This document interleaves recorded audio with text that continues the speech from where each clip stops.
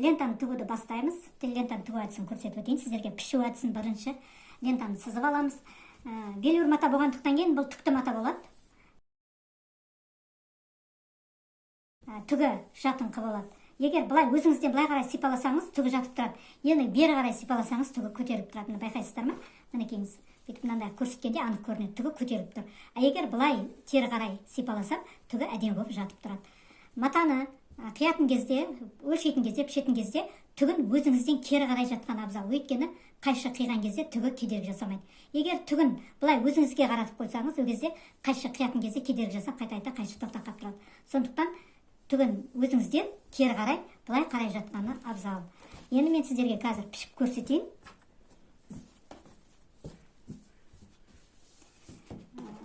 Алдында айтып өткендей, ұзын, мынандай ұзын лене сызғыша аласыздар, 1 метр, ені 1 метр, ұзындығы 1 метр, ені 30 сантиметр. Осыны ұзынан қоямыз, ені 3 сантиметр.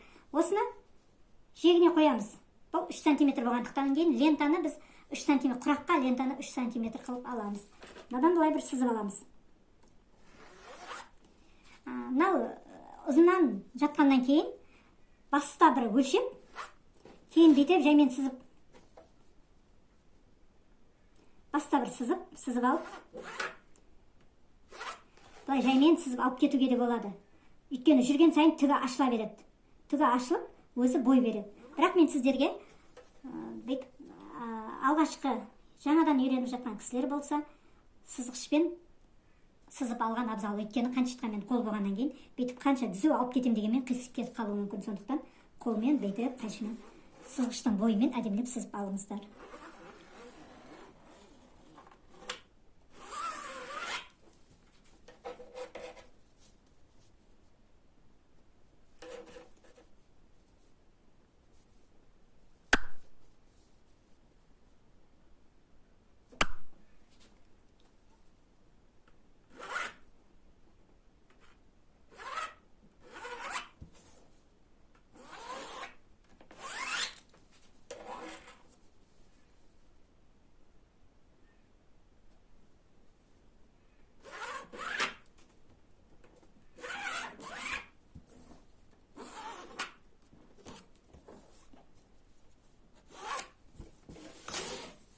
Әзірге 3 лента сызып алдым.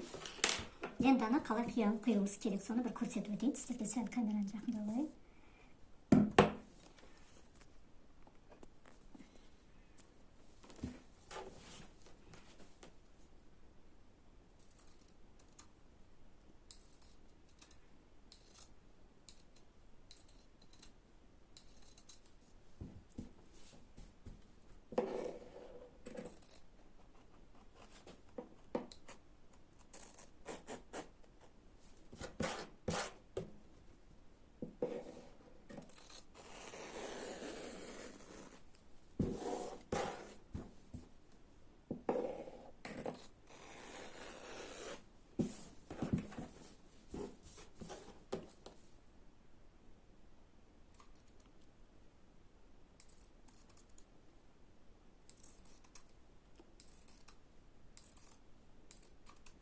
Бастапқыда өстіп қиып аласыздар да, мынаны екі бұрышын тегін теңестіріп, түп-түзу басып, былай қарата қиып кете беруге болады.